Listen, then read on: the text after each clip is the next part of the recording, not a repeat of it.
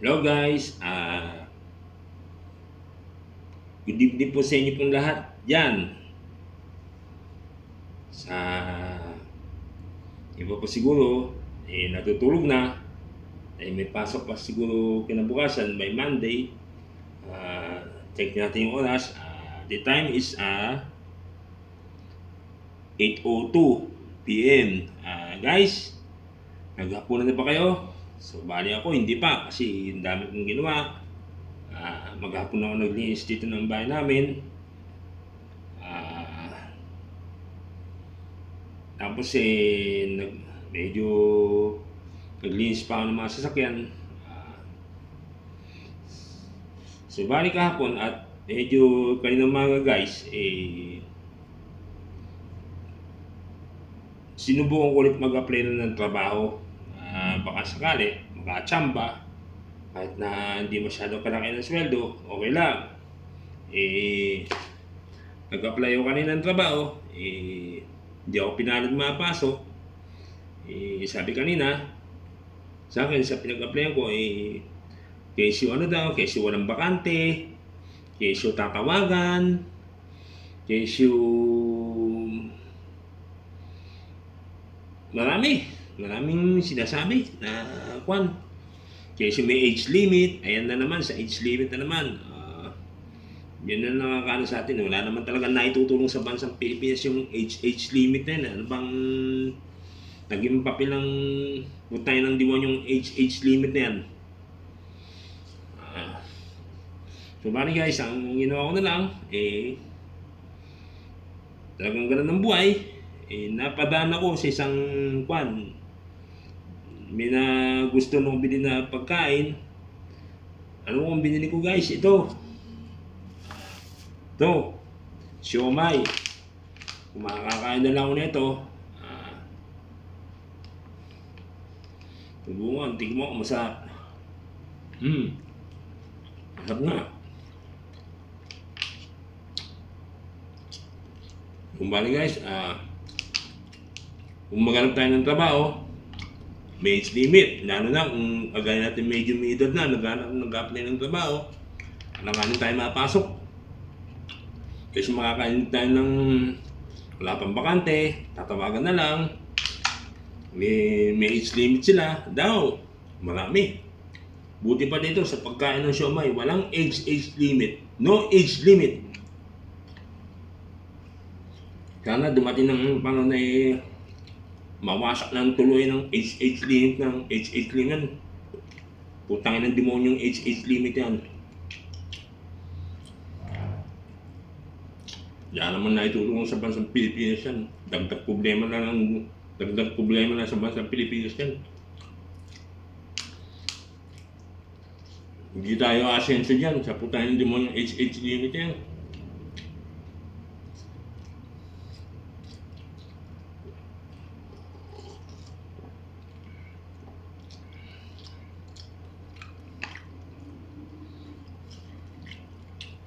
Kung diba kumain na lang tayo ng siomay, walang age limit. Sana yung medyo may edad na nag-apply ng trabaho, huwag niyo sanang baliwalain, bigyan niyo sana ng pagkakataon. Kayong malalaking mga kumpanya kayo. Buti pa sa ibang bansa, walang age limit. Medyo may edad doon, nagtatrabaho pa sa mga kainan, sa mga fast food. Nakita nyo, yung ano pa rin sa YouTube. Mga sa ibang bansa, nagtatrabaho yung medyo may edad na, gusto nila mabuhay. Hindi lang kayo may gusto mabuhay, kami din. Marami talagang trabaho na malangal dyan.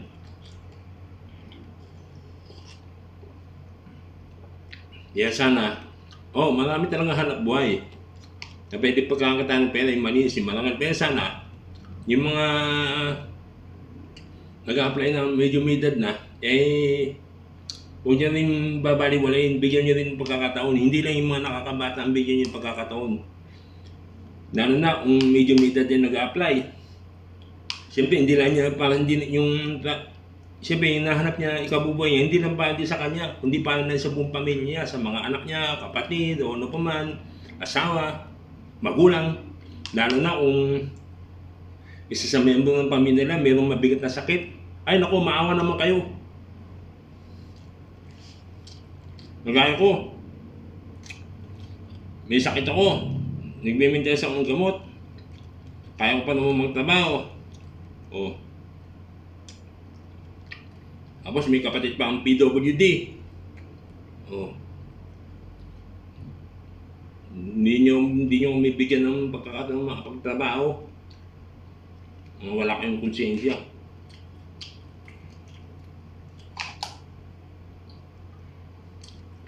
Age limit, kangtaduan.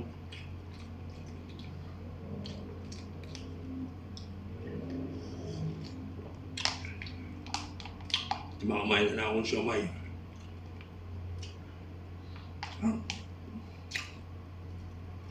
The best ako kumain ng siomay.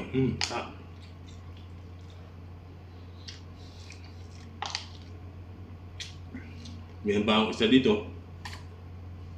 Yan, paano na lang po sa mga kasama ko sa bahay. Ito, tabi ko na lang para sa kanila. Pag gising nila, meron silang makitang pagkain, yun.